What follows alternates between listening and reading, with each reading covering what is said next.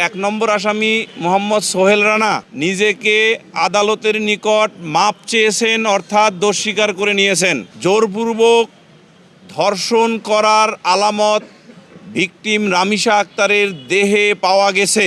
সকল সাক্ষীর যে সাক্ষ্য রেকর্ড করা হয়েছে সেই রেকর্ডকৃত সাক্ষ্য হতে ইনক্রিমিনেটিং এভিডেন্স পড়ে শুনিয়েছেন।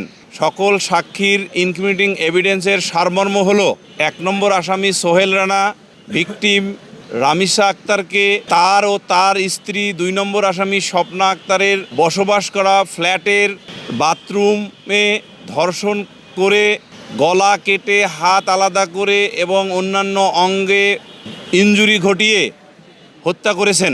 এবং এই হত্যাকাণ্ডের সময় দুই নম্বর আসামি স্বপ্না খাতুন এই অপরাধ প্রতিরোধ করার নিমিত্তে কোনো প্রকার চেষ্টা বা কোনো প্রকার পদক্ষেপ নিয়ে কাউকে দরজা দিয়ে বা জানালা দিয়ে বাইরে কোথাও কোনো কিছু বলেননি। উপরন্তু সেই দরজা যখন খুলতে চাওয়া হয়েছিল তিনি খোলেননি এবং তিনি যে সহায়তা করেছেন এই সহায়তার ফলশ্রুতিতে আসামি জানালার গ্রিল ভেঙে পালিয়ে গেছেন মোহাম্মদ সোহেল রানা।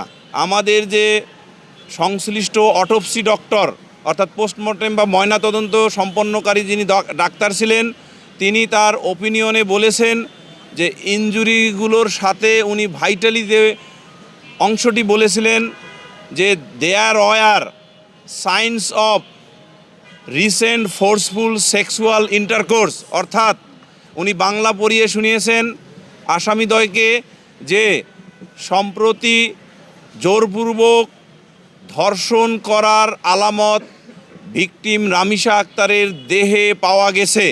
তার মাথা এবং মাথা কাটা এবং অন্যান্য ইনজুরির কারণে এবং এই ধর্ষণের কারণে পরবর্তীতে তার মাথা কাটা হলো, সামগ্রিকভাবে তার মৃত্যুর জন্য এটাই কারণ।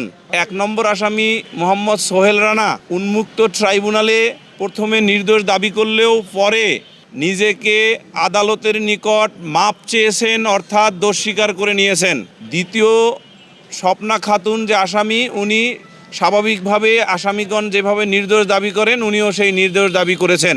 আদালত নারী ও শিশু নির্যাতন দমন আইনের 20-2 উপধারা অনুসারে যেহেতু আগামী ধার্য তারিখে অর্থাৎ প্রতি কার্যদিবসে মামলার প্রসিডিং কন্টিনিউ করতে হবে, সেই আইনি বাধ্যবাধকতার কারণে আগামীকাল উভয় পক্ষের যুক্তিতর্ক উপস্থাপনের জন্য তারিখ নির্ধারণ করেছেন।